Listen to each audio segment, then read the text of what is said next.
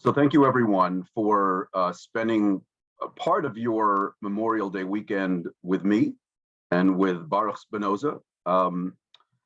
It's a pleasure having you all here to conclude this three-part course on someone I'm hoping by the end you will agree with me is a really important figure in Jewish intellectual history, even if he was a rebel who defied tradition. What I'm trying to show in the course is that despite his rebelliousness, despite his defiance of traditional norms and his normative community in which he grew up in Amsterdam in the 17th century, Baruch Spinoza nevertheless drew on Jewish sources for his thinking and left really an indelible legacy on Jewish thought afterwards. It is many Jewish thinkers and scholars have debated whether he was simply a heretic or in some ways a hero in introducing Judaism to the onset of the modern world. But what I think I'm hoping that I've been able to show, or I will be able to show by the end of today's session, is that with respect to the debate about whether he's classifiable as a Jewish thinker, some people think he's not a Jewish thinker because he simply discarded traditional norms and after he was excommunicated really exhibited no continuing affiliation with the Jewish community. But what I'm hoping to show is that I think he is classified or classifiable as a Jewish thinker. He again drew on Jewish sources as inspiration and as influence for his thinking. In parts, he expressly cites to prior Jewish thinkers, most prominently Moses Maimonides and Abraham Ibn Ezra, and we'll get to more of those sources today. Sometimes praising them and citing them favorably, other times critiquing their thought. But I believe he grappled with traditional classical Jewish sources. Again, his upbringing in Amsterdam, he was the child of Marranos, but he himself had received a traditional, what I'm calling an Orthodox Jewish education. Remember, we're in the 17th century. This is 2 centuries before other denominations emerged. But in terms of sort of a classical Orthodox education, he did receive that in terms of very rigorous study of the Bible, of Hebrew grammar. I think he got a start in Talmudic education as well. But through different influences, both Jewish and non-Jewish, he was led to discard that heritage. But despite the cherem and despite his disaffiliation with the community, I think he emerges from within the Jewish tradition and has certainly had an impact on it. And therefore, I think he's definitively classifiable as a Jewish thinker. As I've mentioned, I think the cherem was justifiable in its time and place. The Jewish community of Amsterdam was still, despite the cosmopolitan environment in the Dutch provinces, was still in a precarious, fragile position. It was coming out of a Marrano context, and it was trying to ensure that its community was cohesive and coherent in terms of its thought and practice, and it had to worry about its Christian hosts who really didn't want, from their perspective, didn't want Jewish heretics in the mix of the community who might have a pejorative influence on Christians in terms of their faith. And that does explain the very vehement Christian reaction to Spinoza after publication of his writings. Remember, when he was excommunicated, he had not written anything at all.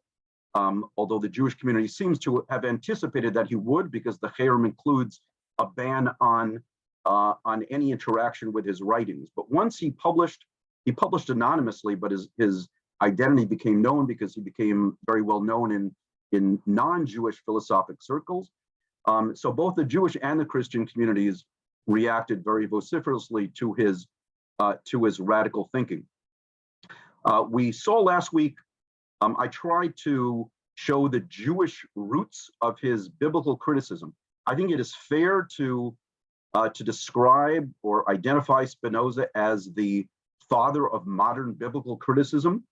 And just again, Spinoza's view of the Bible was very radical for his time, both in terms of Judaism and Christianity. He believed the Bible was a human and therefore fallible document. It was not divinely revealed at Mount Sinai to Moses, but rather was written and composed over time, probably sort of assembled and edited by Ezra the scribe in the 5th century BCE. But Ezra didn't have enough time to do it, to complete that editing process perfectly. So the Bible in our hands today is still corrupted or defective or imperfect in certain respects. And those are the fault lines, the repetitions, the inconsistencies, the anachronisms that we see in the Bible that have given rise to this vast edifice of modern biblical criticism. But Spinoza, I think, is really identifiable as the father of all of that, but he was not working on a blank slate. He drew on the insights of Abraham ibn Ezra, who was bedrock classical Judaism, although he had a little bit of the heretic in him as well, because he has comments that he had to keep secret, or he asked his small group of colleagues to keep secret because they were not the norm in the Jewish community of his time. And that secret was that it seemed to Ibn Ezra that certain passages in the Bible were not written by Moses, but were in fact written by someone who lived at some later period.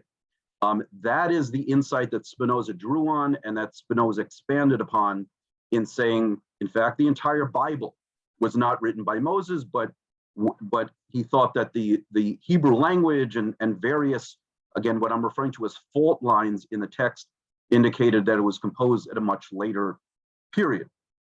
So keep in mind, we looked at Maimonides' 8th principle of his 13.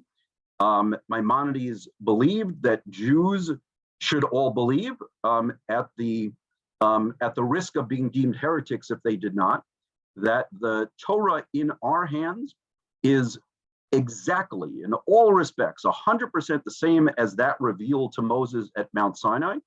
It was divinely revealed, meaning revealed by God to Moses, and it's been perfectly preserved and transmitted through time without any resulting defects or corruption of the kind that Spinoza identified. So that's the sort of baseline for dogmatic tradition leading into the 17th century in Amsterdam.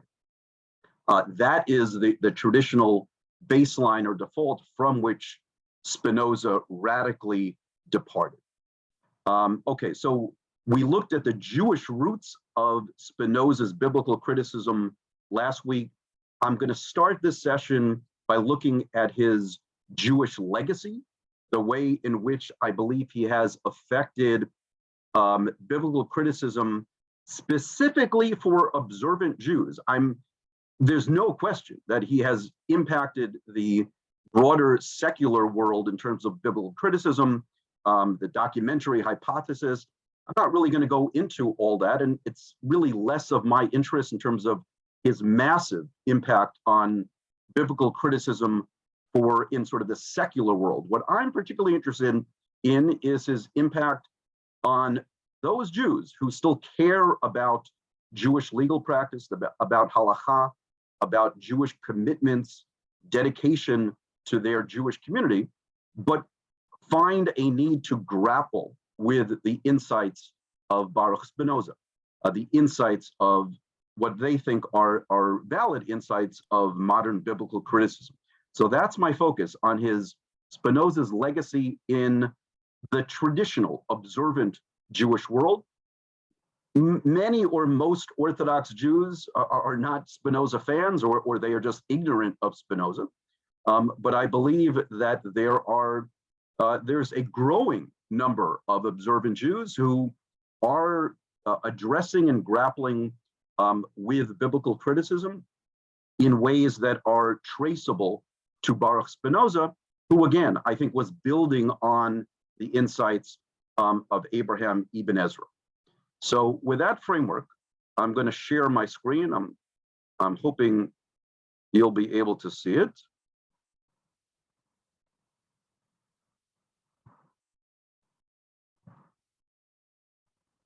Okay, so we are now on session 3. It says conception of God, but again, I'm going to finish up. I'm going to wrap up for the first portion by looking at some examples of the legacy, the Jewish legacy of Spinoza's biblical criticism in the observant Jewish world.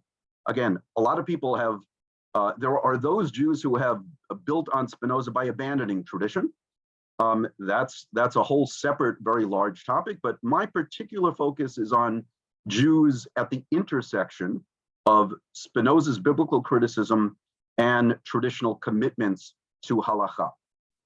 I'm going to start with a text from Marc Shapiro, who's a professor at the University of Scranton, a really top-notch professor who's written, I think, a really important book called The Limits of Orthodox Theology, which examines Maimonides' 13 principles. And what Shapiro's conclusion is that despite the dogmatic status of Maimonides' 13 principles in the Orthodox world today, for centuries prior to Maimonides and after Maimonides, there were many very traditional authoritative Jews who disagreed with Maimonides. And in fact, Maimonides' 8th principle, that the text we have in our hands today is exactly the same as that revealed to Moses at Mount Sinai, is defied, is undermined, is contradicted by abundant evidence within the tradition itself. That there are many textual differences between what Maimonides says is the authoritative Masoretic text. The Masoretes were a group of Jewish scholars who tried to preserve the text of the Torah. There were Babylonian Masoretes, as I'll read Shapiro references here. There were also Palestinian ones. Maimonides embraced the Ben Asher Masoretic text, as we'll read, who was a 10th century Palestinian Masorete. But Shapiro says there's abundant evidence contradicting the Maimonides' 8th principle. Faced with all the textual differences, even Maimonides' son, Rabbi Abraham, agreed that there was no authoritative text, and he was therefore unwilling to invalidate Torah scrolls that differed from Maimonides' prescriptions. So there were all sorts of differences that one can find among Torah scrolls and within manuscripts of the Bible. Maimonides' establishment of the authority of the Ben Asher Masoretic text as dogma means that the sages of the Talmud and Midrash, the Babylonian Masoretes, and countless medieval scholars stand in opposition to Maimonides' 8th principle, thus making them heretics. And what Shapiro is referencing is that there are passages in the Talmud that reflect biblical passages, the quotation of Torah verses that are inconsistent with the Masoretic text that Maimonides embraced as authoritative, and that Maimonides claimed was exactly the same as that revealed to Moses at Mount Sinai.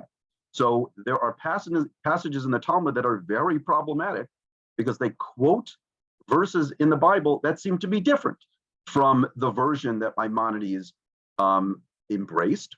And so those Talmudic scholars who quoted those inconsistent biblical passages, Babylonian Masoretes that had a different tradition of the text, and many other scholars who did not embrace the dogma that there was a single biblical text that was preserved from the time of Moses. Shapiro is saying they all can't be heretics. That even Maimonides wouldn't think that all of those people, God forbid, would Maimonides say that scholars in the Talmud were heretics unless they were identified as such in the Talmud. And the conclusion is, it is thus impossible to speak about the Torah found in our hands today without clarifying that there is no such single text. So Shapiro very, I think, powerfully and helpfully highlights the diversity of orthodox views in the medieval Jewish world, that there was no dogmatic consensus contrary to Maimonides' eighth principle. There was no dogmatic consensus about the very precise text of the Torah. And in fact, that diversity of orthodox views reflects sort of a relative freedom of thought within the parameters of classical Judaism. And it gives rise to the conclusion that we don't necessarily have a perfectly evolved Torah text in our hands today, because we have evidence that there were many different texts of the Torah that were preserved both in the Talmud and by other Masoretes. So despite Maimonides' goal or desire to impose a dogmatic consensus, there was not one. Here's another example of a traditional, and by the way, Professor Shapiro is an observant Jew. All the people I'm citing here in this first portion about the Jewish legacy of Spinoza's biblical criticism are, to my knowledge, observant Jews committed to halakha, but they are also they have also concluded that orthodoxy needs to, or committed traditional Judaism needs to contend with and grapple with Spinoza's biblical criticism, the study of the Torah of the kind that Spinoza launched. Professor Berman is American-born, but he's now a professor at Bar-Ilan University. Wrote just a couple of years ago another really interesting book called Anima Amin about the intersection of biblical criticism and Maimonides' 13 Principles of Faith. And he reaches similar conclusions as Professor Shapiro.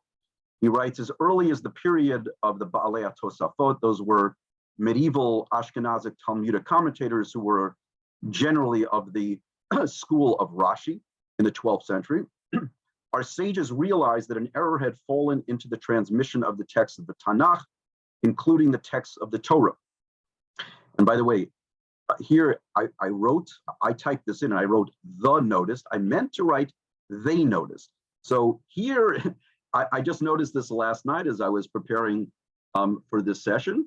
This is a typo, but I apologize for it, but I just want to make clear what Maimonides' eighth principle is saying is there can be no typos in the Torah. The Torah, Maimonides is claiming the Torah that we have in our hands is perfect. It was divinely revealed by God to Moses at Mount Sinai.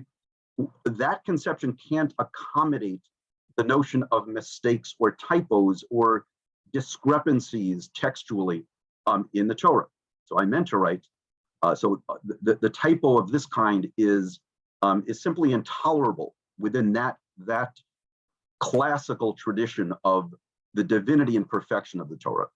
They noticed instances in the Talmud and the Midrash in which a rabbinic interpretation rested on a reading of a verse that was at odds with the reading of the Masoretic text, meaning the text that Maimonides was embracing as the one that was exactly the same as the one revealed to Moses.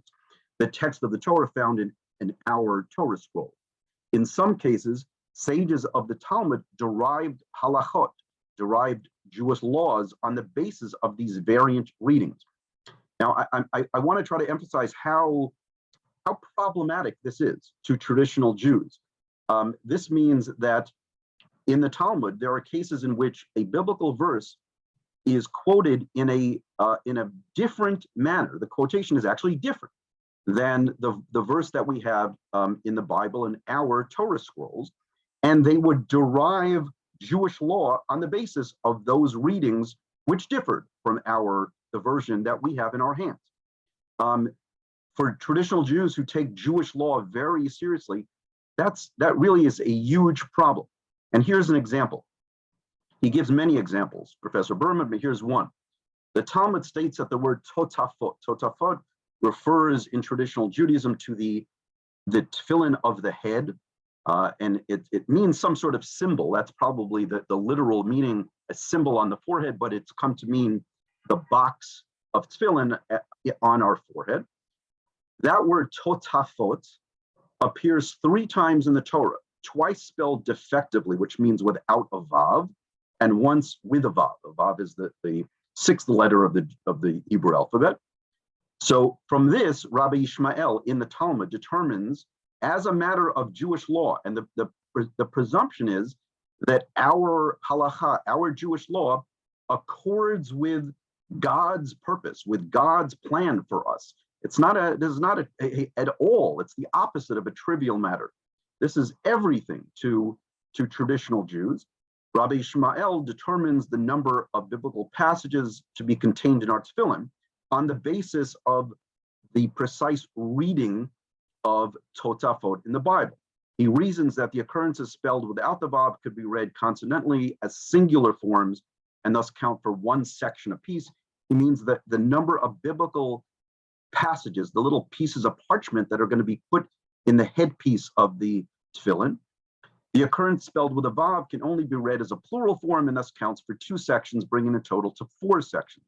However, and this is a huge caveat, according to the Masoretic text found in our Torah scrolls, all 3 occurrences of the word totafot are spelled without a vav. So Rabbi Ishmael in the Talmud, what he was looking at in the Bible had 3 instances of totafot, but only 2 of them were spelled without a vav. Our Torah text, in contrast, has all 3 spelled without a vav, which would affect the legal conclusion that one can draw from that word. And as Professor Berman, again, he's a halachic Jew, writes, logically, these observations are nothing short of damning. Again, I want to highlight how big a problem this is for the committed halachic Jew. It cannot be that the Talmudic tradition of these rabbinic legal traditions and the Masoretic tradition of our Sifrei Torah, of our Torah scrolls, both preserve accurate traditions of these biblical verses. They are inconsistent with one another. If the variants preserved in the Midrashei Halacha, in the rabbinic interpretations reflected in the Talmud, are correct, then our Torah scrolls do not contain an accurate record of God's word and are not true to the original. Conversely, if the Masoretic tradition, if our Torah scroll version is accurate, then the sages of Israel in the Talmud have derived Jewish laws from texts of the Torah that in fact do not exist. This could have the startling implication, at least according to Rabbi Ishmael, that our practice of inscribing 4 biblical sections, so 4 biblical passages or parchments for our tefillin, is founded in error. And again, for traditional halachic dedicated Jews who are putting on tefillin every day, to think that the tefillin that they have is defective because it's based on a defective biblical verse is a really sort of very scary, intolerable idea. But it is a real possibility because the Talmud reflects different traditions of the biblical text. And he concludes, these observations cast a long shadow over the question of the general accuracy of our received biblical texts. How can we be sure that any of our biblical texts are true to the original wording? How can we know that the divine word has not been corrupted by human error? So those are the really very problematic issues that Professor Berman is grappling with. Again, I think it implicitly, if not explicitly, drawing on the tradition of biblical criticism that was launched by Baruch Spinoza, and the end of his book is dedicated to finding a solution. He doesn't want orthodoxy to collapse on the basis of the problems of biblical criticism. He wants to find a solution. I'll just say his solution very quickly is that Jewish law halacha is not does not need to conform to the realm of objective scientific truth. In halacha, we do things on the basis of majority opinion, and perhaps the realms of halacha of Jewish law and sort of scientific critical investigation can be separate from each other. The next passage is from Gil Pearl, who is another Orthodox rabbi. And I included this because this is from this past week. You see the date is May 22nd, 2022. The Lair House is a site for traditional articles about the Torah and other Jewish issues. And Professor Rabbi Pearl, he's an educator now. He has a PhD from Harvard in Jewish studies.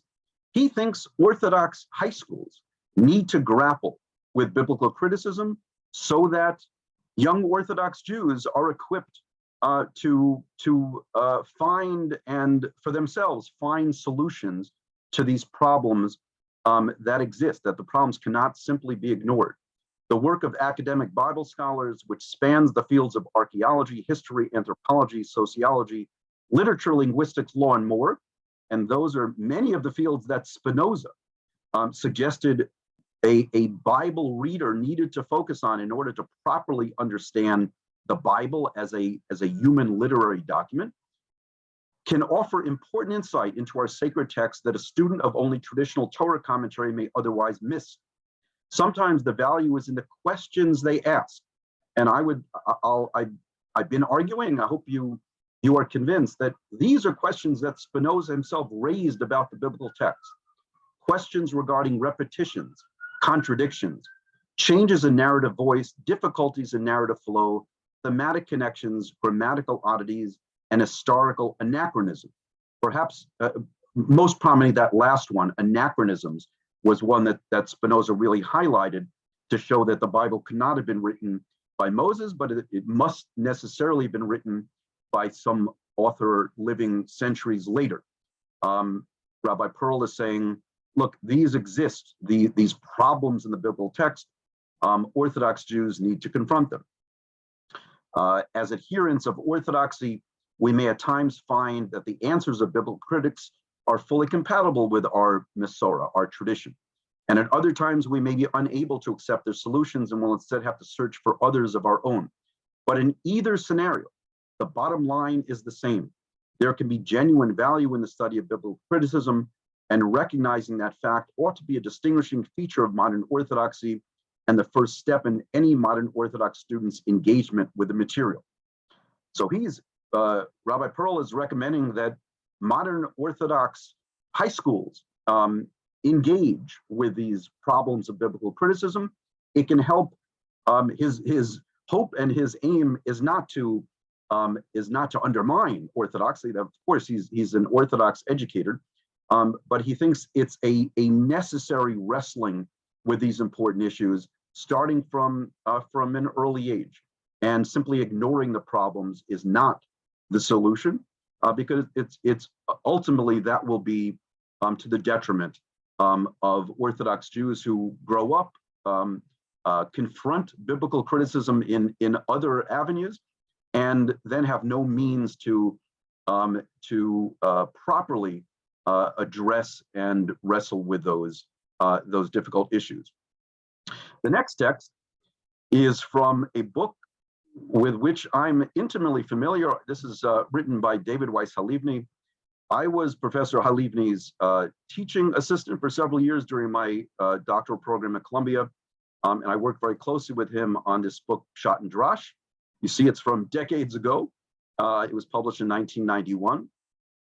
And Professor Halivni was concerned not just with textual inconsistencies or deviations between or among manuscripts of the Torah that seem to contradict the notion that we had a precise tradition of transmission of the biblical text from Moses down to the present day, as Maimonides seemed to suggest.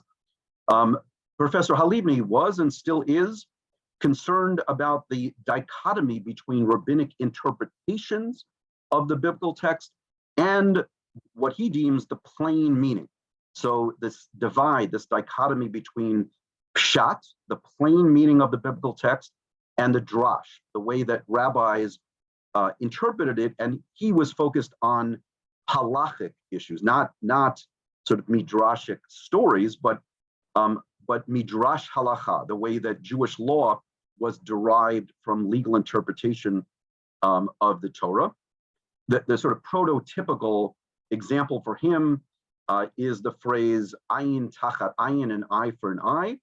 Professor Halivni believed that the pshat, the plain meaning of that phrase, is literal, that he thinks the biblical authors originally may have meant, if those were the correct words, may have meant physical retribution, that if someone takes out someone else's eye, then his own eye should be removed in punishment. Whereas the rabbis, in their drosh, their midrash on the verse, interpreted the ayin tachar ayin, an eye for an eye, to mean monetary compensation. And Halevi believes there is some gap between that plain meaning of physical retribution and the rabbinic midrash of monetary compensation. And he attributes this dichotomy, this divide between pshat and drash, to a corruption of the biblical text. And I don't recall explicitly discussing this with Professor Halevi, but I looked back at pshat and drash, and Professor Halevi quotes Spinoza on, I think it's the first or second page of his book. So he was well aware of the legacy of Spinoza, of Spinoza's conclusion that the biblical text was corrupted, and that the primary author of the biblical text was Ezra the scribe in the 5th century BCE, and not Moses several centuries earlier. And Professor Halevi sort of built on that insight. A consequence of this process of sinning, and he's referring to the episodes of Jews turning astray from the path and engaging in idol worship before there was sort of a normative Judaism. That the Tanakh, our Bible, indicates that Jews periodically neglected God and engaged in idolatry. Halevi writes, a consequence of this process of sinning and correlative neglect of the text of the Torah, therefore, was the phenomenon of a divine text whose pshat, plain meaning, in some places, had become corrupt and thus in need of midrashic emendation. These instances of problematic pshat, however, were not allowed to become exegetically canonized, primarily because of the restorative efforts of Ezra in the early Second Temple period. So Halevi, he is a committed halachic Jew. He's perhaps the most brilliant Talmudic scholar in the world, and committed to halacha. But he's saying that the text of the Bible in our hands is what he calls maculate. It is corrupted because, and he comes up with a sort of historical reason, because of the sinning. He refers to it, the Chatu Yisrael, the sinful neglect of the biblical text due to the Israelite or the Jewish idolatry. And he said Ezra had to restore the authentic original meaning, either because of the puncta extraordinaria, those were the dots in the biblical text that we looked at last week. So the dots he attributes to Ezra. And by the way, the Talmud does the same. The Talmud attributes those puncta extraordinaria to Ezra as well. And again, Spinoza built on those insights. But Ezra, according to Halevi, even in more expansive fashion, rehabilitated this corrupt text of the Bible through midrash halacha, through rabbinic interpretation that ensured that Jews properly interpreted the biblical text, even if the plain meaning, the text of the Torah itself, was defective. And that solution leads to Halevi's conclusion: therein lies the religious Jew's guarantee. And by religious Jew, he has himself in mind as well. Halevi wants to be assured that though the Torah is in places textually blemished, his halacha l'ma'aseh, the religious Jew's body of practical law, his practice of halacha, of Jewish laws and rules, does in fact correspond with and express the divine will as embodied in the original revelation. And for Halevi and for almost all traditional committed, halachically committed Jews, they want to believe that what they're practicing in terms of Jewish law is actually what God has in mind for them to do.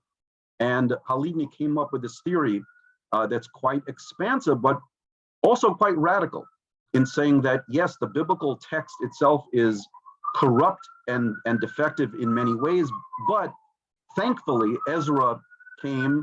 I apologize for the outside noise if you hear it.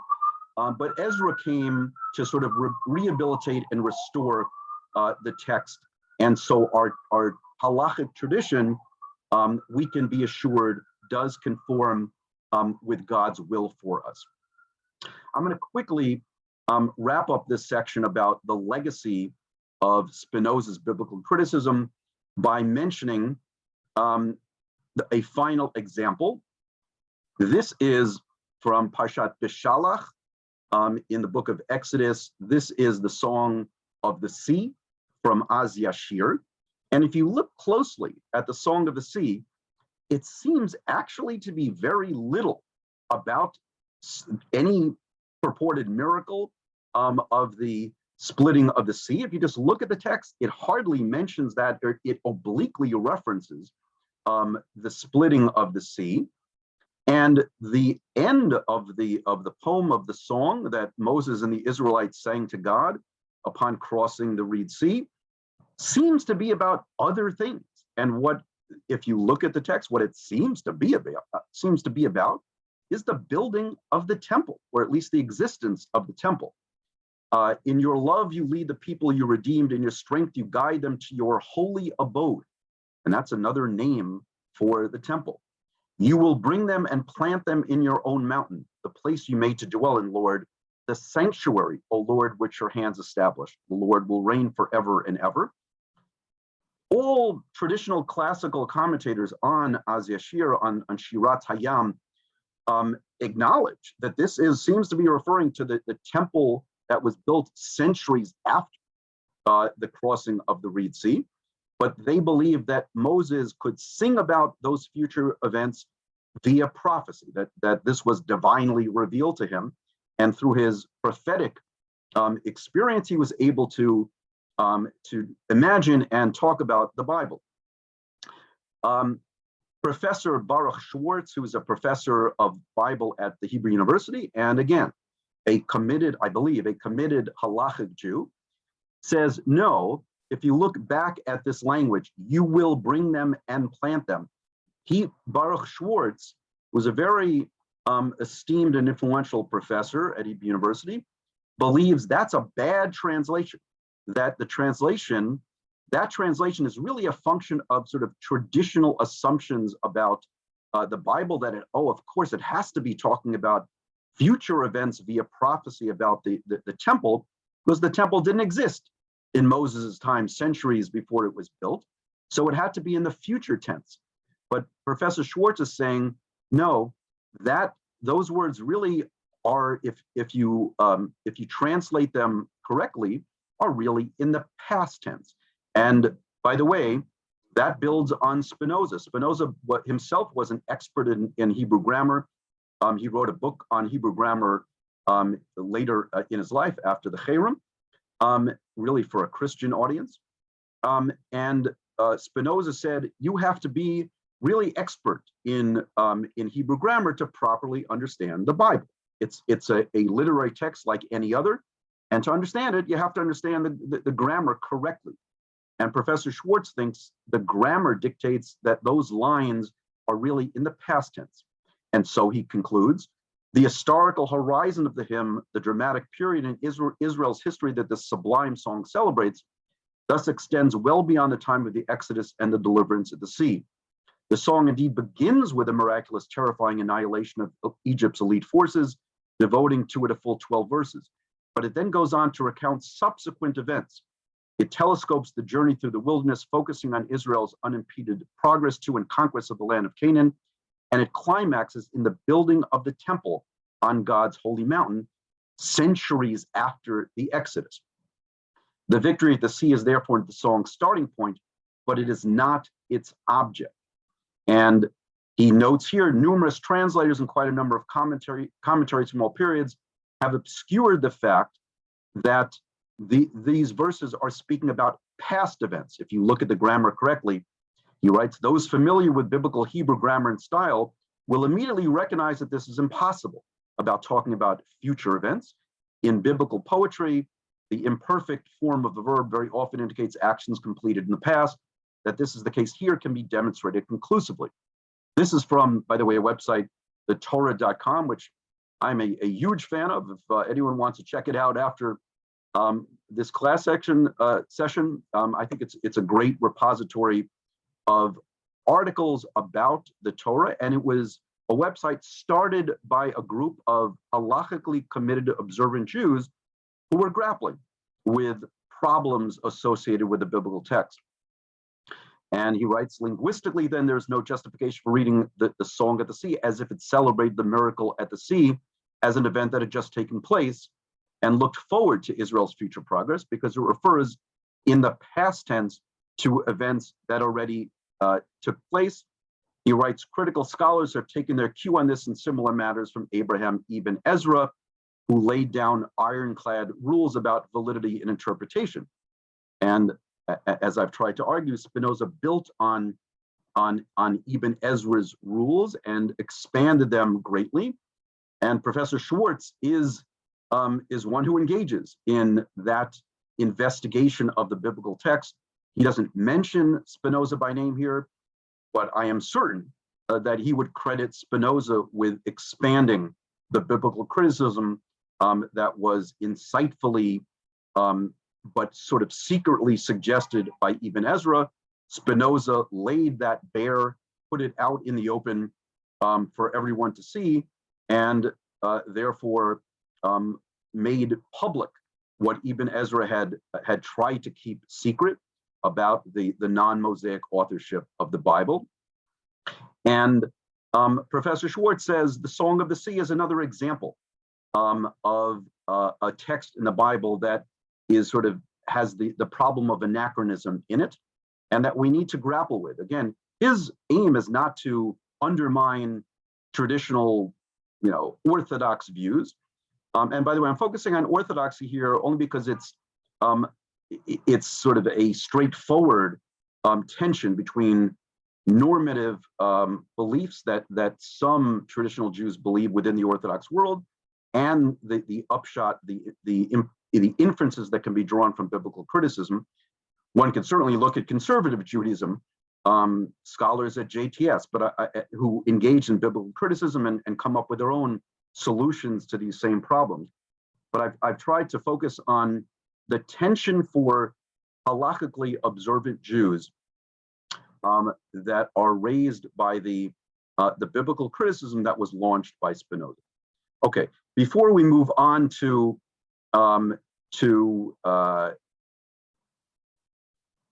Spinoza's legacy of or his conception of God and the roots and legacy of that, and I'm going to try to get through that fairly quickly. Does anyone have any questions on anything we've covered so far on biblical criticism? I'm hoping to keep this question and answer session brief before we move on. Yes, Hal. So, do you think the terminology here is a bit extreme to say that the texts are corrupt or blemished versus enigmatic or inscrutable? It seems that it's those of us or people who have the faith of the Maimonides approach, looks at things more as these are mysterious enigmatic issues as opposed to corrupt or blemished. I think you used the word as well. Yeah, so those are the two contrasting, competing ways of looking at it. Yes, a traditional Jew who has no interest in biblical criticism, either in engaging in it or in someone who either ignores it or really denies it, will believe that the biblical text is enigmatic or can be midrashically interpreted. Yes, so that is one way, one classical way of looking at it, and a lot of traditional Jews continue to do that. And I don't mean to denigrate that approach. What I mean to do, though, is highlight what I believe is a growing contingent of traditional, committed, halachically observant Jews who say, well, there is so much evidence that there are these problems in the text that we need to confront those problems. And we need to arrive at solutions to it. So rather than ignore the problems of a text that, if put it this way, Hal, if one looked at the Torah as one would look at any other text in the world, one would assume that those are problems, that those are textual problems. It's because of theological assumptions about the text that leads one to conclude, no, it has to be looked at differently, and we have to assume that it's sort of enigmatic, and we have to try our best to reconcile all sorts of differences. But if one adopts the perspective that it is a text like other texts, and we should use the same critical lens that we use to investigate other texts, they appear to be problems. We can't ignore those problems. We need to grapple with them, and we need to arrive at solutions that allow us committed Jews to maintain our commitments, even if our perspective on the Torah and about God and about the evolution of Jewish law, even if those perspectives need to change in the process. Any other questions before we move on? Okay, don't see any, so I'm going to try to share my screen again.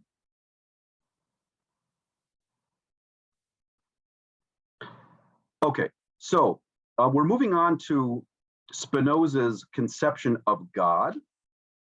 And again, I'm going to try to highlight the Jewish roots of that conception and the Jewish legacy of that conception.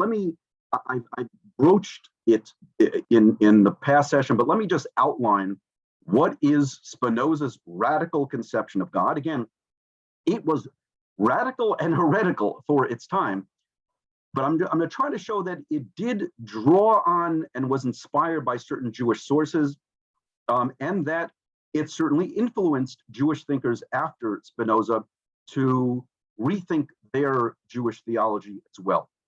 But let me outline it. It's complicated, and I'm not going to do it justice in just a few minutes, but essentially, for Spinoza, God is interchangeable with nature.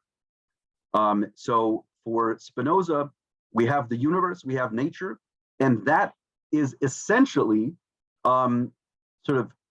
synonymous with God. God is not the transcendent God of the Bible, the God who created the world, the God who interacts with humans to create this sort of drama of Jewish history, in particular reflected in the Bible.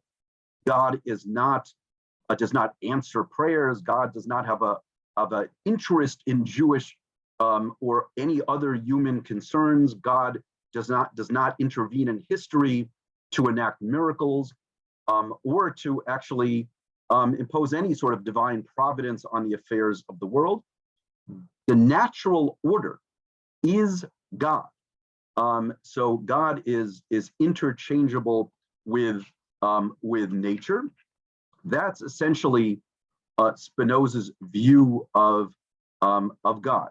So that is, in almost all respects, very inconsistent with the traditional normative Jewish view of God. And I just want to lay out that traditional conception. I think we all have a sense of it. And I literally could have chosen hundreds of texts to embody that conception, but I decided to choose Psalm 23, which is the psalm that we say during a time of mourning. It's famous for both Judaism, in both Judaism and Christianity. The Lord is my shepherd, I lack nothing. He makes me lie down in green pastures. He leads me to water in places of repose. He renews my life. He guides me in right paths, as befits his name. Though I walk through a valley of deepest darkness, I fear no harm, for you are with me. And it continues.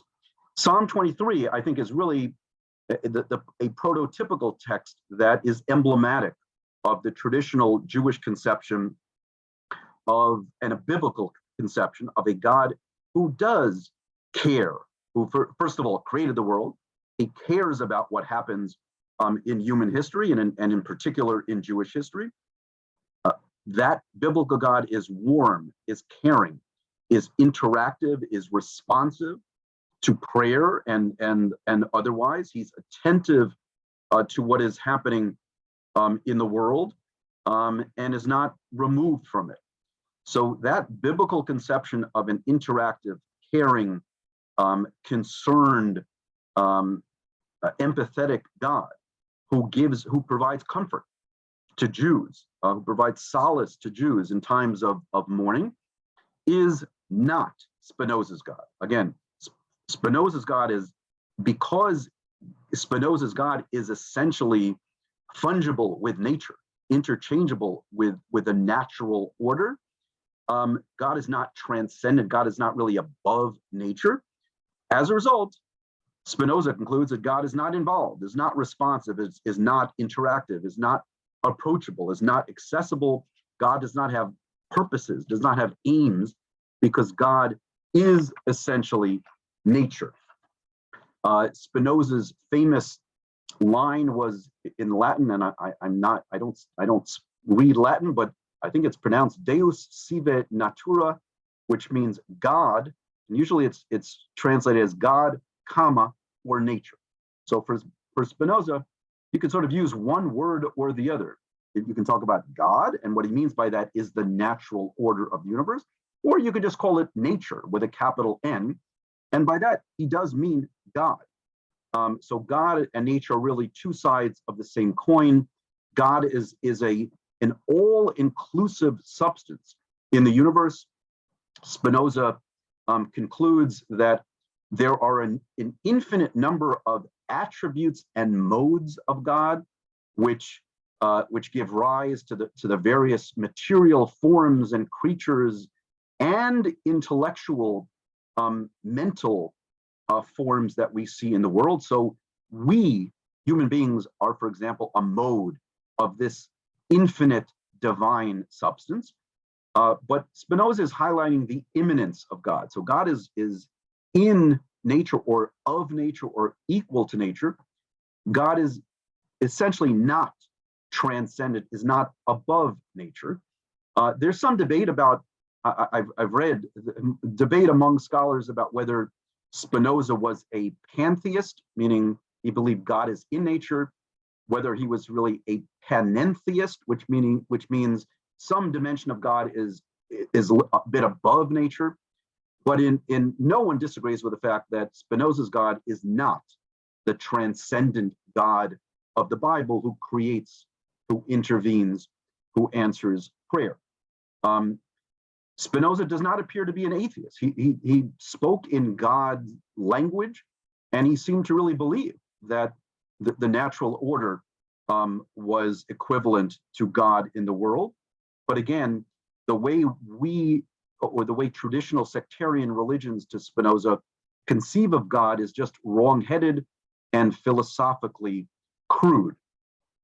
Now, what I'm going to try to show is that there were Jewish roots for Spinoza's non-biblical conception of God, and those Jewish roots are primarily anchored in no less a figure than Moses Maimonides. But first, let me just continue to outline Spinoza's conception of God from some texts. These are passages that I put together from some letters. This is from after his Cherem, in letters that he wrote to, he had a whole circle of Christian friends who were interested in his thought. And Spinoza, like Maimonides, was dead set against anthropomorphism. As you may know, Maimonides believed any biblical conceptions of God that are anthropomorphic, which attribute to God human form or human emotion or human shape, are meant to be understood figuratively, because it's impossible that God meant for us to understand him in those physical terms, in those human material aspects. Maimonides believed that anthropomorphism in the Bible necessarily must be understood metaphorically, and so did Spinoza. And so Spinoza wrote to these Christian correspondents, "We clearly understand that to ascribe to God those attributes which make a man perfect would be as wrong as to ascribe to a man the attributes that make perfect an elephant or an ass. When you say that you do not see what sort of God I have if I deny him the actions of seeing, hearing, attending, willing, etc., meaning human human abilities, human capacities, and that God possesses those faculties in an eminent degree." So the traditional view that, oh, God has our capacities, but just in a perfect embodiment. "I suspect that you believe that there is no greater perfection than can be explicated by the aforementioned attributes. I am not surprised. For I believe, and Spinoza had a talent for words. For I believe that a triangle, if it could speak, would likewise say that God is eminently triangular, and a circle that God's nature is eminently circular. In this way, each would ascribe to God its own attributes, assuming itself to be like God and regarding all else as ill-formed. And he's saying that's exactly what we humans do. We attribute to God capacities that we have. We can only sort of view God through our own human lens. And for Spinoza, that anthropomorphism, just like it was for Maimonides, is just a sort of vulgar, crude, and false, naive conception of God. And so for Spinoza, he takes seriously what the Bible says about God, that the Bible does in places attribute to God human form and human emotions. I'll just give one example. In early in the book of Genesis, it says that God regrets what he did. And that led to the Noah's flood and sort of starting over. Spinoza takes that seriously and says that's really what the Bible believed, that God had those sorts of human feelings and human, not just a human form in times, but human emotions. Maimonides, in contrast, believed no, those biblical passages had to be understood figuratively because anthropomorphism was philosophically untrue. So for both Maimonides and Spinoza, anthropomorphism does not conform to the truth about God. But Spinoza is saying that sort of crude conception is because we humans are inclined to want to attribute to God our own capacities. He writes in the Ethics, which was we focused on the theological political treatise, but his Ethics was his sort of great philosophic work that's sort of less Jewish in character explicitly. It was published posthumously because he knew the Ethics was even more radical than the treatise. And so it was published by his friends only after he had died, because although his identity became known as Spinoza became known as its author, and the book, the Ethics, like the treatise, was also banned by Christian authorities. Spinoza wrote in the Ethics, God is without passions, neither is he affected by any emotion of pleasure or pain. Strictly speaking, God does not love anyone. He who loves God cannot endeavor that God should love him in return.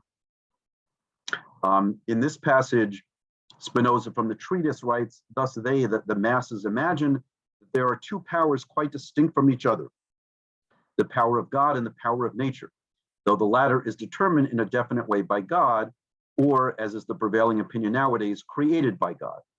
What they mean by the two powers and what by God and nature, they have no idea, except they imagine God's power to be like the rule of some royal potentate and nature's power to be a kind of force and energy. Spinoza is saying our distinction between nature and a transcendent God is false philosophically. God and nature are really the same. These common people have no sound conception either of God or of nature. They confuse God's decisions with human decisions, and they imagine nature to be so limited that they believe man to be its chief part. We imagine that nature sort of revolves around us, around human beings. And again, that's false from a grander philosophical perspective of the universe.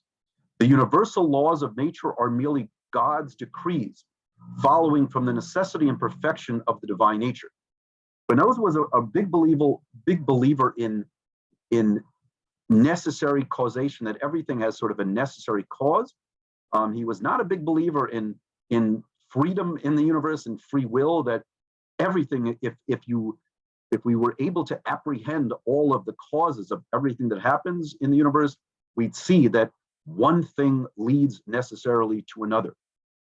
So for Spinoza, God and nature have sort of a necessity about them that, for example, the conception of miracles in the Bible defy that philosophic truth for Spinoza. And Miracles is really a useful lens through which to understand Spinoza's conception of God. In the Bible, the sort of the normative way of looking at miracles is that God, as controller of human history, intervenes in human history when needed and creates miracles. The crossing of the Red Sea, for example, is perhaps the grandest miracle that God performed for the Jews. And in our history, we refer back to it time and again in our prayers and in our Kiddush on Shabbat. And Spinoza believes God, because God is nature, miracles are impossible. God does not intervene in nature because the natural order is the power of God. And Spinoza writes, we can conclude that a miracle, whether in contravention to or beyond nature, is a mere absurdity. And therefore, what is meant in scripture by a miracle can only be a work of nature which surpasses or is believed to surpass human comprehension. So he believes, for example, that the miracle of the rainbow in Genesis, the biblical authors for Spinoza believed it was a miracle only because they didn't understand how rainbows work. And Spinoza explained the optics. Remember, he was a lens grinder and he became an expert in optics, and he explained how scientifically rainbows come into existence in the sky. And so the same is true of all miracles in the Bible. The humans who describe them in miraculous terms simply didn't understand what they were looking at. Whatsoever is contrary to nature is also contrary to reason, and whatsoever is contrary to reason is absurd and ipso facto to be rejected. Looking at miracles is, I think, a very useful, interesting lens to understand Spinoza's conception of God, because for Spinoza, miracles, interjections by God, interventions by God into the natural order of the workings of the universe and of human history are simply impossible by the very fact of how he defines God to be co-equal to the natural order. God, as co-equal to the natural order, cannot intervene in God's own nature, and therefore miracles are impossible. So whereas for someone like David Hume, another early modern philosopher, miracles were not really credible. Hume tried to undermine the notion of the biblical conception of miracles and God's intervention in history by saying those reports of miracles really aren't credible because the weight of evidence is against them. That's not really how we experience the world. We don't see miracles happen in our time. So whereas for Hume, it was a matter of credibility, for Spinoza, it was a matter of logical necessity, that miracles are simply logically impossible, logically absurd. Okay, I want to focus now on what I think are some Jewish sources that fed Spinoza's view of God. Again, Spinoza's view of God was radical, it was heretical, but I think it was inspired by certain threads of Jewish theology that led to his quite radical enhancement of those threads, to his quite radical conclusions that led to his cherem. But I think it is fair to identify legitimate classical Jewish sources. The first one is, this is a description from an article by Rabbi Norman Lamb, who is for decades the president of Yeshiva University, so an Orthodox rabbi. And he wrote an important essay in Tradition magazine, which is a magazine that continues to exist of the modern Orthodox movement. And Rabbi Lamb later wrote a whole book about the Shema, the first line of the Shema. Hear, O Israel, the Lord is our God, the Lord is one. But in this initial article, he is focused on this unity theme that grows out of that uniqueness of God that is embodied in the verse of the Shema. He wrote, the oneness of God is universally acknowledged as the foundation stone of Judaism and its main contribution to the world. The theme of the Shema, Hear, O Israel, the Lord is our God, the Lord is one, which again is the first line of the Shema, and many people think of it as the most important line in all of Judaism. underlies every single aspect of Jewish life and thought, and permeates every page of its vast literature. So powerful is this vision of God's unity that inevitably it must express the corollary that the divine unity is the source of a unity that encompasses all existence.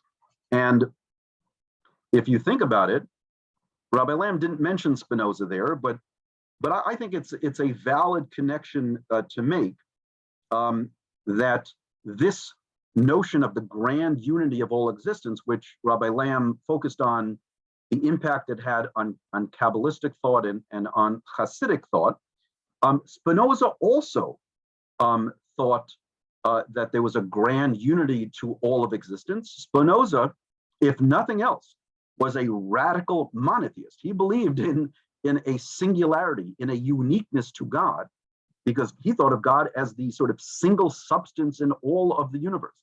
So the idea of the singularity of God that is expressed through the first line of the Shema, that again, perhaps is the most important line in all of Judaism, I believe Spinoza built on that theme of the grand unity of God that leads to a conception of the universe as tied together, as unified in its completeness, in its coherence. So the oneness of God, I think for Spinoza, was enhanced or expanded to encompass the uniqueness, the singularity, the single nature of all of existence, which he defined as either nature or God, which he thought were sort of interchangeable terms. Getting back to Spinoza's view of miracles, that miracles, the biblical miracles that seem to suggest that God can intervene in history, again, for Spinoza, that's an absurd notion. God is not above history. God does not intervene in history. God does not have any purposes. God does not need to shape history by intervening in it. That conception of miracles, that miracles are simply, there's no such thing as a miracle. There are no anomalies to the natural order. There's a similar conception of miracles embedded in rabbinic literature. In Pirkei Avot, it says 10 things were created on the eve of the Sabbath. And by that is meant on the eve of the first Sabbath at creation, at twilight. So when God was creating the universe, 10 miracles were created. And these are they. I'm not gonna read them all, but these are all 10 miracles that God sort of pre-programmed into creation, implanted into the fabric of the creative process that emerged as history unfolded. So this conception of miracles in Pirkei Avot, I'll just, for example, the first one, the mouth of the earth, is the hole that emerged in the earth to swallow up Korach, the rebel against Moses' authority in the Torah. That miraculous sort of earthquake that created the hole that swallowed up Korach and his followers was actually not an intervention in an ad hoc fashion at that time, but was actually embedded into the natural order by God at the inception of creation. So in this notion of miracles don't just emerge in an ad hoc way by God who intervenes. They were implanted by God at the inception of creation.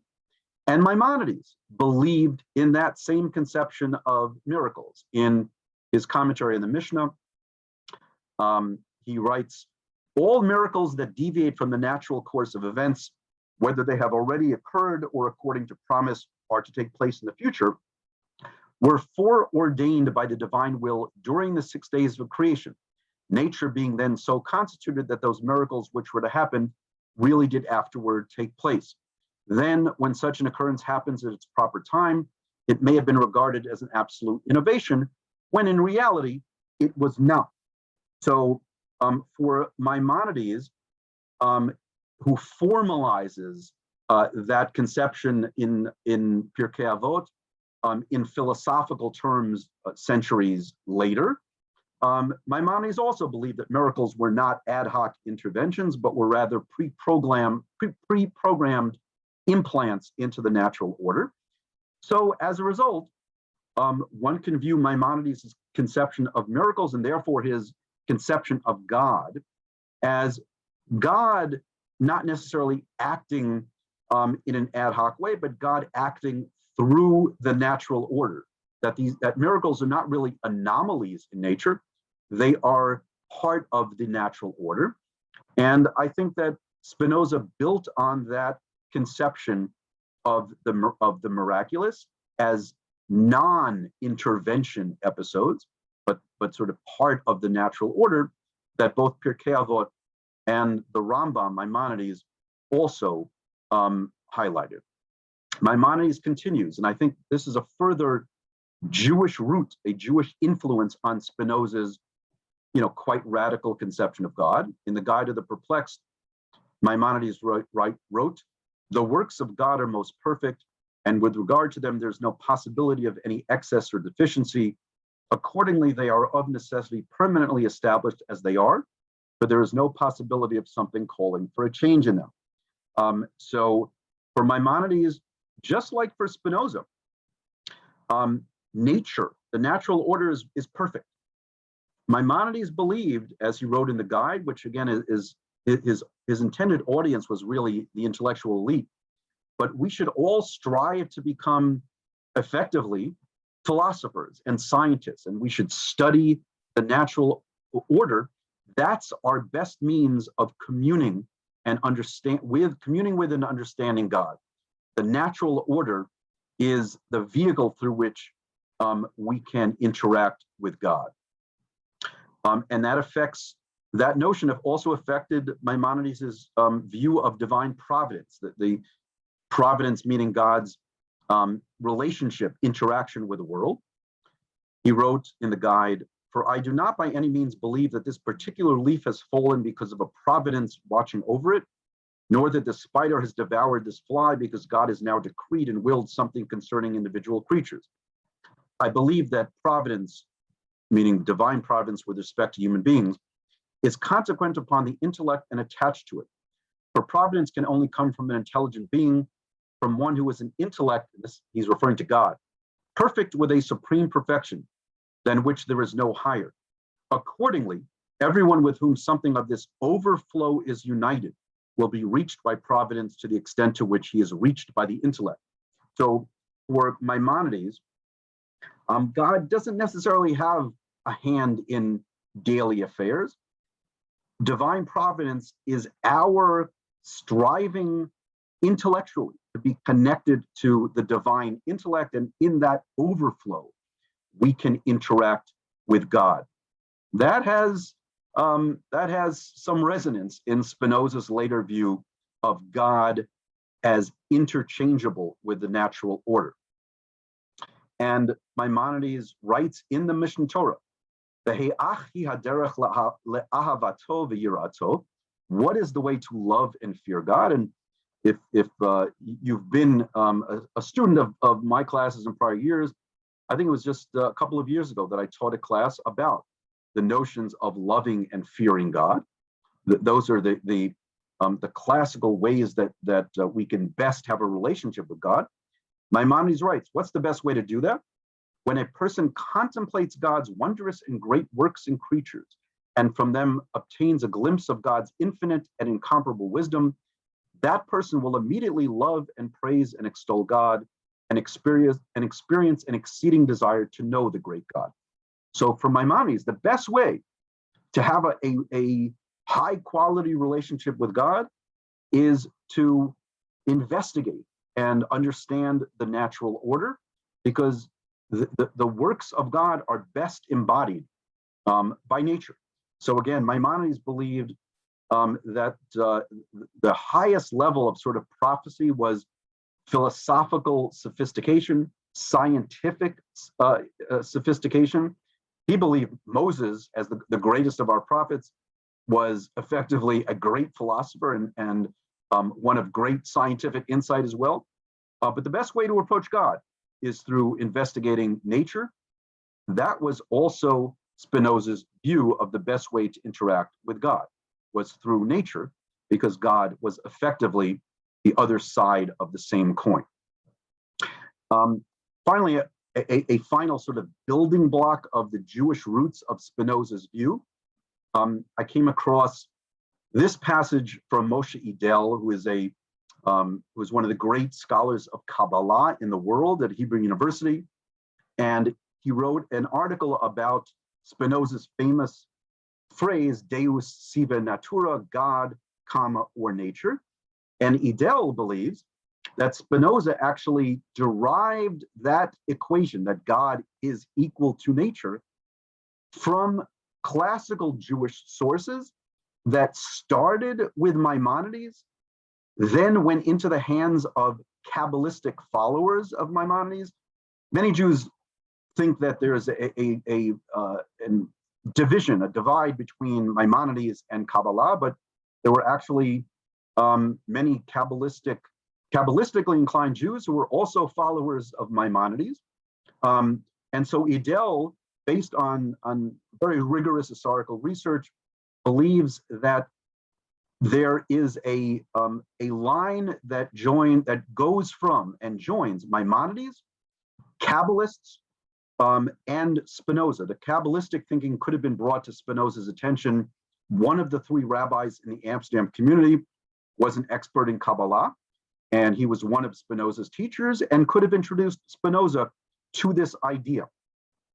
Idel writes, I think very cleverly and interestingly, several scholars have pointed out the possible affinity of the well-known phrase of Spinoza, Deus sive natura, with certain Jewish texts.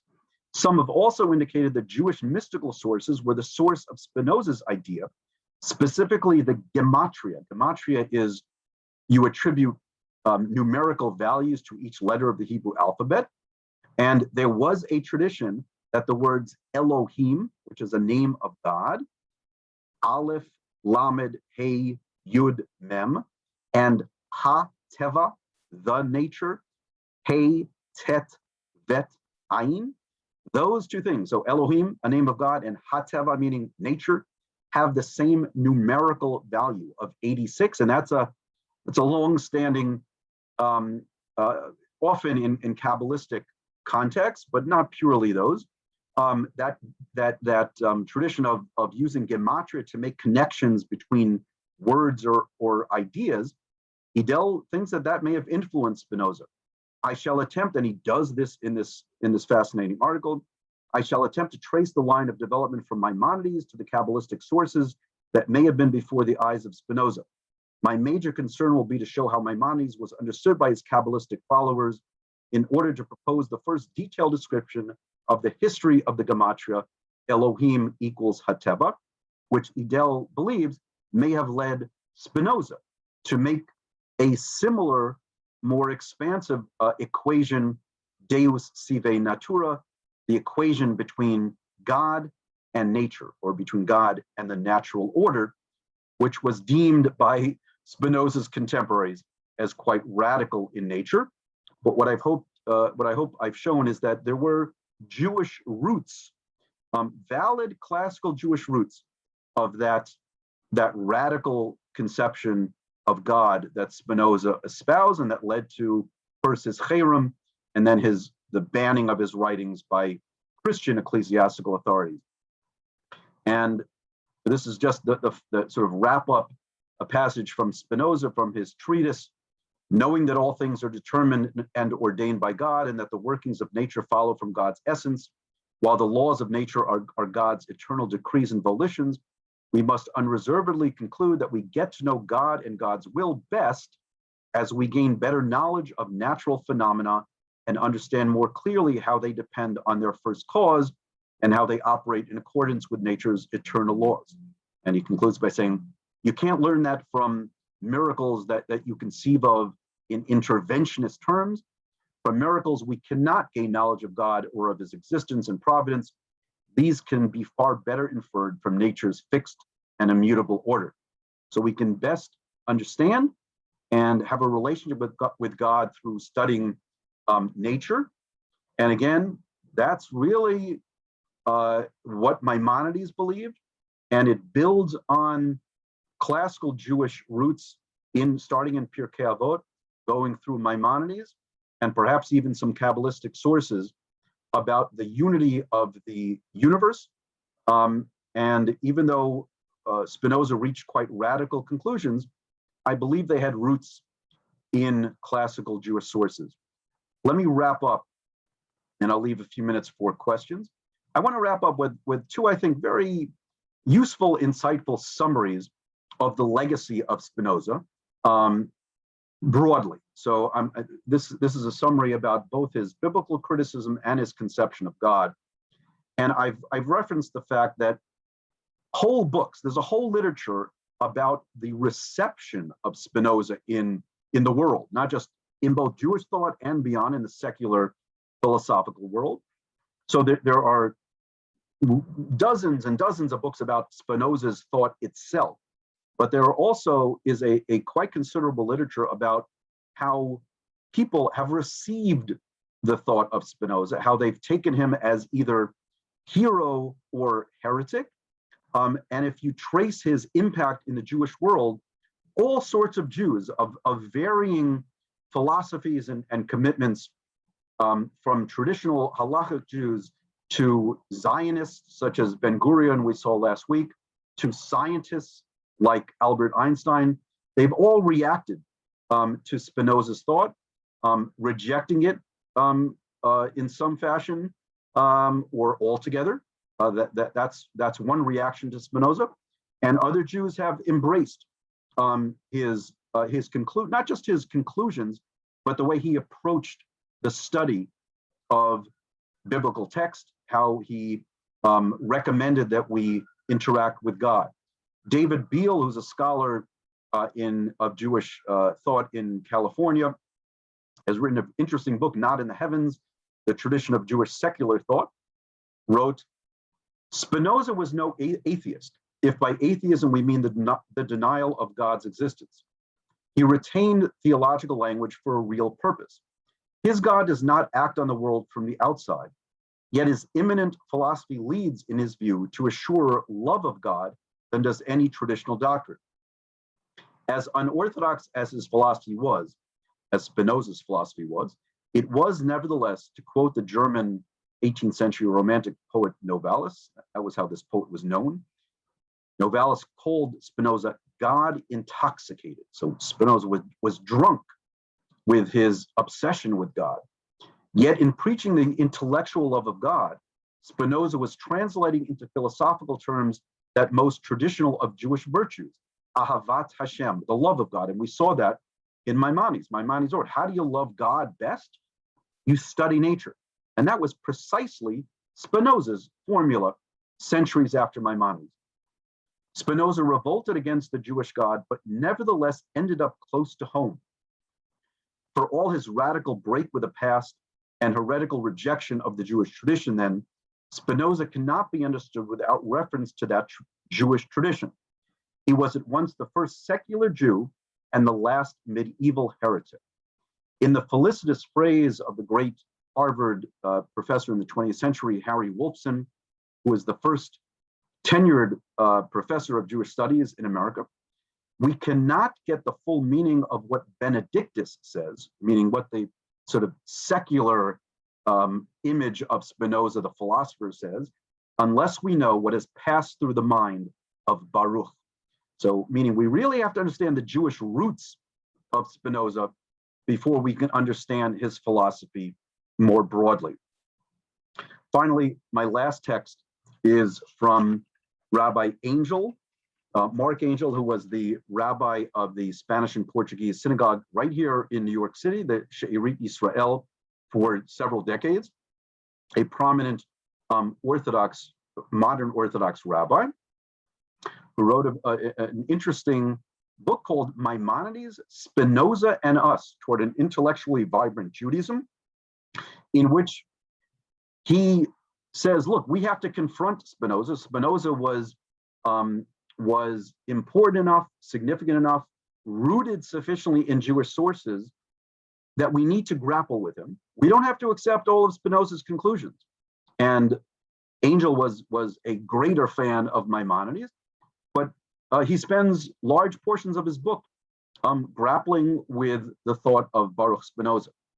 And he wrote in his book, although the way of rejection, meaning the rejection of traditional religion that Angel believes is represented by Spinoza, and that's why he was excommunicated, must itself be rejected by those like Rabbi Angel, who seek a healthy relationship between faith and reason. That Spinoza philosophy or Spinoza approach to God and the Bible offers important insights that must not be ignored. Spinoza, in his way, helped advance the cause of religious and intellectual freedom. His critiques of Judaism and Christianity, including his critiques of the Bible, challenged religionists to rethink their religious traditions and come up with responses to his attacks.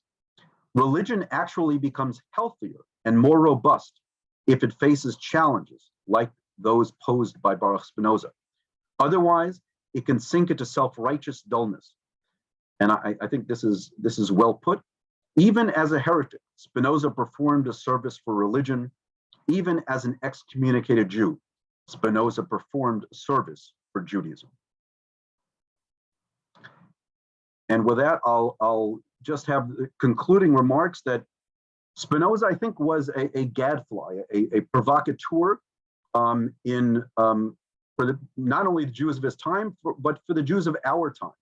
That his thought is radical but it's also provocative in ways that I think can be creative. I've tried to show that traditionally halachically committed Jews, they're not in the majority within the traditional world, but I think it's a growing contingent of people, religiously committed Jews who believe it's important to grapple with some of the conclusions, some of the upshot of Spinoza's approach to Jewish sources and to God, and through that grappling, traditional Judaism can become creative in the way that it addresses Spinoza's challenge. That challenge, those people believe, should not be ignored and suppressed, but it should be taken on, and that wrestling can lead to creative solutions, and a lot of the grappling about Spinoza, it really gets down to the question of what is beyond the limits of tolerable dissent within Judaism? What are the boundaries of Jewishness? And I think that Baruch Spinoza really embodied in his life and in his thought, embodied those intellectual and religious boundaries. And if we grapple with his life and his thought, I think it can help both define and refine the contours of Jewish thought. So with that, I'll conclude, and I'd be happy to welcome any questions.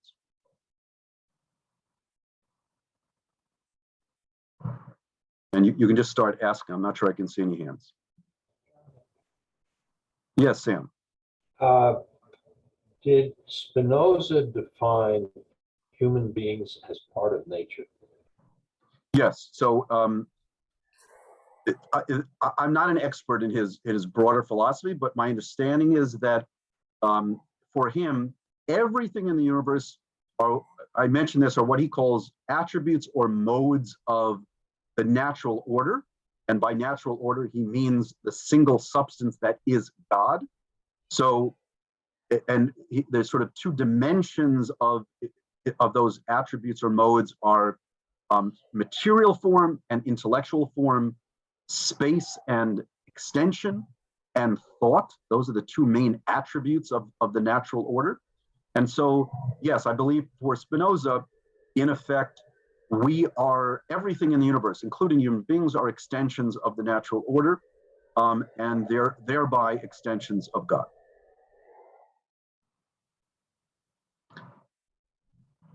Anyone else? Jerry? This is fascinating, and I can't thank you enough for all this, Marc. Many questions come up.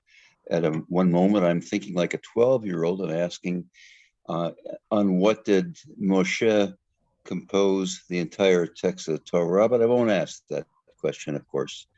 I'd be tempted to ask about where Spinoza's thought and Newton's thoughts may have crossed or intersected. I won't ask that either, but I would like to ask, in response to the comment from the recent rabbi of the Amsterdam community, can Spinoza be rehabilitated formally into Judaism, or is there no need to do that? I think, Jerry, that's what Rabbi Angel did. I think through his book, he wrote a whole book about our need to interact with Maimonides and Spinoza. Rabbi Angel certainly does not adopt or embrace many aspects of Spinoza's conclusions, but Rabbi Angel and others place great faith in reason, in rational thinking. He believes that both Maimonides and Spinoza are great proponents and examples of rational thinking. Again, he favors the conclusions of Maimonides over those of Spinoza. But I think that's what he does in his book to a large degree. He rehabilitates the image and place of Spinoza as a legitimate focus of study for traditional Jews, that by studying Spinoza's thought, our own thought, or the thought of dedicated, committed Jews, can be refined, can be enhanced through the process of grappling with Spinoza's challenging conclusions. So yes, I think that's what he did. He sought to rehabilitate Spinoza's image and bring him back within the fold as a valid object of study. So there's no value in formally reversing the cherem. I don't know if Rabbi Angel believes there's a need to do that. Most, or at least many Orthodox rabbis, believe that the cherem only had force and authority within halachic, within Jewish legal terms in its own time. So for many Orthodox rabbis, the cherem is no longer in effect. As we saw, that the rabbi in Amsterdam who responded to the request of the observant professor who wanted to visit the community, the rabbi who declined that invitation, that rabbi believes the cherem is still in effect, but many Orthodox rabbis believe that there's no need to rescind or overturn the ban because the cherem was confined to its own time and place, and it's not binding on anyone anymore. Yes, Jay. Yeah, I wish I knew more about this topic and had more familiarity with the sources and had read more Spinoza, only because my exposure to this material is primarily through this course that you've taught and very vague and limited reading online over the years. But it seems impossible to me to understand the vehemence of the reaction against Spinoza, or to understand his thought given the time and place he lived, without taking into consideration the Sabbatian heresy. Because he lived just a few short years after Amsterdam was really rocked, as well as the rest of the Jewish world, by the so-called teachings of Shabtai Tzvi. And some of what you've just quoted as the way Spinoza perceived God and nature can easily be reconciled with certain ways in which Kabbalistic teaching speaks of the ultimate God, which is not understood to be identical with God as we read God in Tanakh. But it seems to me as if his rejection of halachic practice could easily have been interpreted as a continuation of Sabbatian heresy, which turned halakha on its head, unfortunately. And Jewish mysticism was part of normative Judaism up until it had to be suppressed because it had been taken to absurd extremes. The language of Jewish mysticism is fluid and highly symbolic and can deliberately be misinterpreted, which is the main reason Kabbalists have always stressed the need to follow halakha and remain tied to halakha. So without knowing more about it, but based upon the way you've presented, what's going on. I think that probably had he said some of the things he said, or wrote some of the things he wrote, but maintained a Jewish life halachically, I don't think we would necessarily be familiar with him, and certainly his excommunication wouldn't maybe not have taken place, but certainly not garner the interest that it does. Yeah, so I agree in many respects, Jay, with what you just said. And just let me try to respond to what I think are a few issues. I don't think, what I tried to do was trace the intellectual history of Spinoza's, two of his main ideas as having Jewish roots and having, in turn, having a Jewish impact. I don't think he himself was a Sabbatian. He was not, I don't think he was in the same school. I agree with you. The vehemence of the reaction to him is explained by the experience of the Marrano heritage and the Sabbatian episode that and other heresies. That there was, it's not just Shabtai Tzvi. There were other heretics of the time. There were in the specific Amsterdam Jewish community, there was, I think I mentioned this in the prior session, there was another heretic who was sort of a predecessor to Spinoza. So the insular Amsterdam Jewish community actually had its own example of a prior heretic that definitely led to the more aggressive terms of the Cherem. And the Amsterdam Jewish authorities were trying to sort of navigate a difficult context, not just to placate their Christian hosts, but they were trying to, the rabbinic authorities, and again, that was led by 3 rabbis, were trying to impose orthodoxy on a group of Jews who had emerged from very complex circumstances. Again, Spinoza's own parents were Marranos. They were actually, his father was actually a Christian who had come back to Judaism. So there were all sorts of, heretical influences within the community that the rabbinic authorities and the lay leaders were trying to suppress. So the Sabbatian controversy, other heretical movements, an actual heretic within the community about 25 years earlier, all of those were influences that led to the vitriol of the Cherem.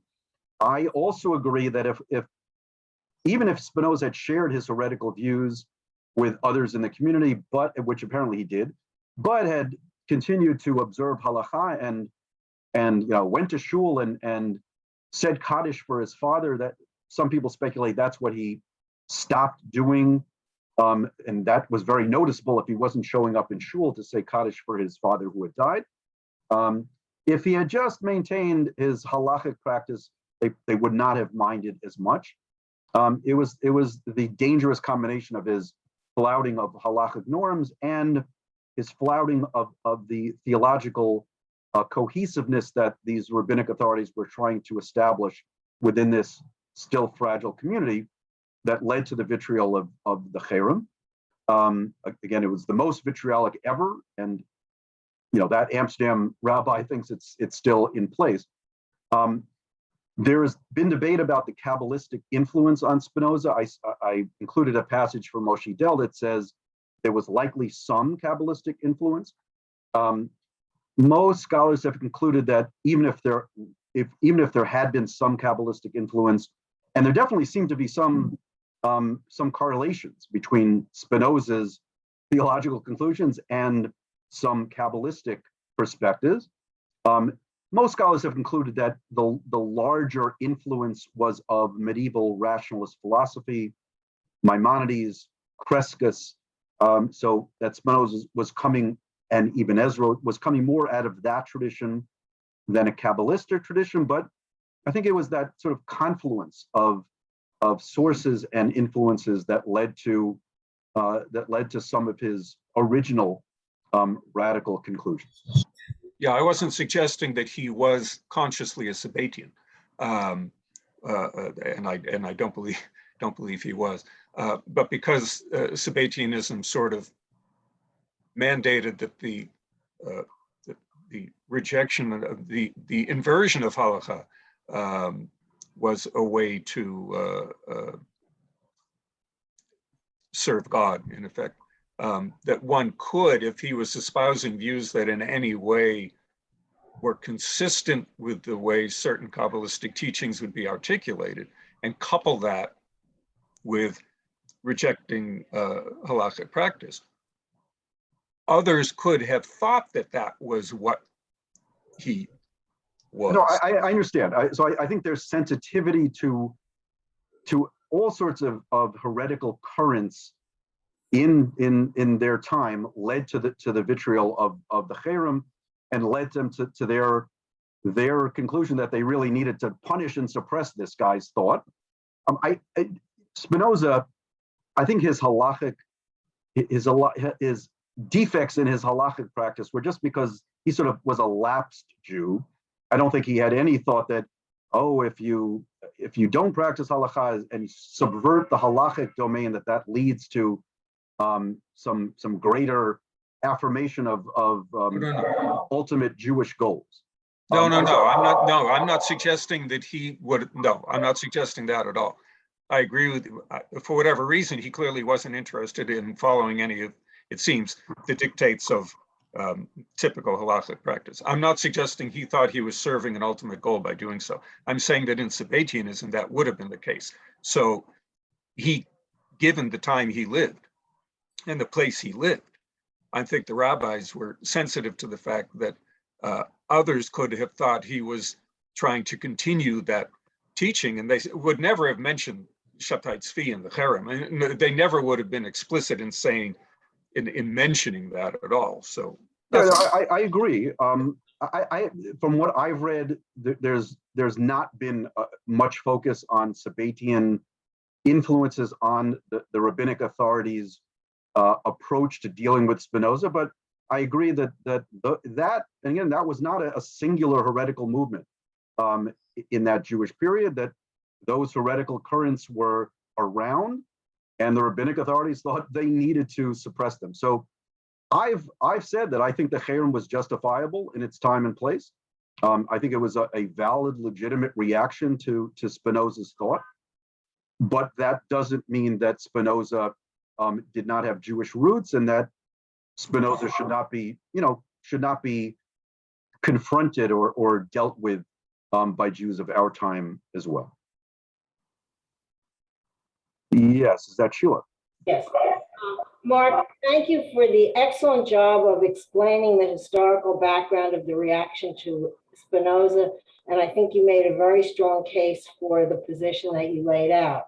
What disturbs me most is this contemporary rabbi's refusal to allow access to the documents. It is the height of Jewish ignorance to not permit people to see documentation which is historical. And it seems to me that someone should be able to override this person, because it is really an appalling attitude. Sheila, you if you recall, I that's why I included the letter from Rabbi Cardozo, and an Orthodox rabbi, who said that's not the right reaction. I had a discussion with Alan Yellen in Shul yesterday. Alan asked me, well, what if, in light of the Cherem that rabbi was saying is still in effect, what materials do they have of Spinoza in any sort of archive in the Amsterdam Jewish community, in that synagogue and yeshiva? The answer is, I don't know. I don't know if the professor thought there were actually documents there that have not otherwise seen the light of day. I don't know if he just wanted to come and sort of experience the Spinoza's original environment. I have not read that there are any sort of secret materials in any sort of archive within the Jewish community in Amsterdam that other scholars don't have access to. Having said that, I agree with you, that's not the right approach. And Rabbi Cardozo vehemently disagreed with that Amsterdam rabbi's edict. I think many people would share your view. Is there any way to overturn that edict other than getting lay people to take some sort of action? Well, there. there is a halachic principle that I mentioned this in a prior session, that a later Beit Din can overturn an earlier one if it's greater in number and wisdom. That's a Jewish legal principle. So to the extent that anyone thought it's necessary, they could overturn the ban. I'm saying in practical terms, I don't think there's anything really there. It was a bad response to the request by the professor. I don't know that there are actually any materials there that are being secretly kept from the outside world. So that rabbi's reaction in Amsterdam may have no real practical consequence for anyone. I understand that, but I think it's a bad precedent to suppress documentation. And it's a bad attitude toward Jewish thinking, which I have always learned says that if you have a question, you're supposed to ask it. Yeah, Sheila, no one disagrees with you. I have a feeling no one in this session disagrees with you. Having said that, traditional Jewish communities have had to grapple in pre-modern periods, had to grapple with trying to maintain order within their communities. And so they couldn't simply indulge in heretics, walking about. And that I think validates the reaction to Spinoza in his time. I don't think anyone, not too many people would disagree that in the modern period, access to materials should be open and unfettered. Mark? Anyone else? I'd like to wrap up. Mark, I don't know if you can hear me. Mark? Yes, Charlie, is that you? Yeah, it's me. I don't think I'm in the video. but the thing that strikes me, I sort of messed this up when I was trying to talk about it last week, is Spinoza's language. One is incredibly angry, and you have touched a little bit about what his potential psychology was. But in addition, as I was listening today, one of the problems I have with equating God with nature is you start walking toward the path of atheism, which may have been one of the things the community in Amsterdam was concerned about.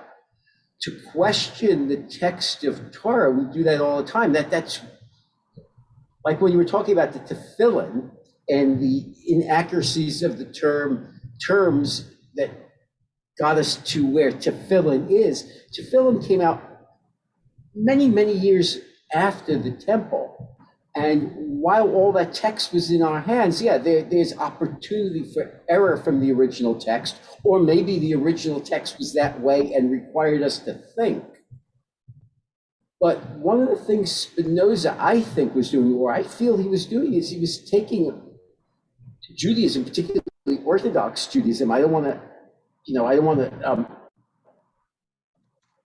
anyone to feel that I'm attacking their belief, but toward a path of atheism. And so, if you are Charlie, let me respond. A Jew who accepts God as he is, nature, works to upturn nature because he created nature. Yeah, Charlie, Charlie, let me cut it short because I'm sensitive to the time. Spinoza has been accused by some of being an atheist, precisely because of his equation of God and nature. I included the text at the end that suggests that many other people think of him as God obsessed, that he really believed in God, but that it is the vehicle to understanding God is through nature. So yes, there is a risk of atheism that the Amsterdam community was concerned about. But those are two competing perspectives of how one views Spinoza. Everyone agrees he was a radical thinker.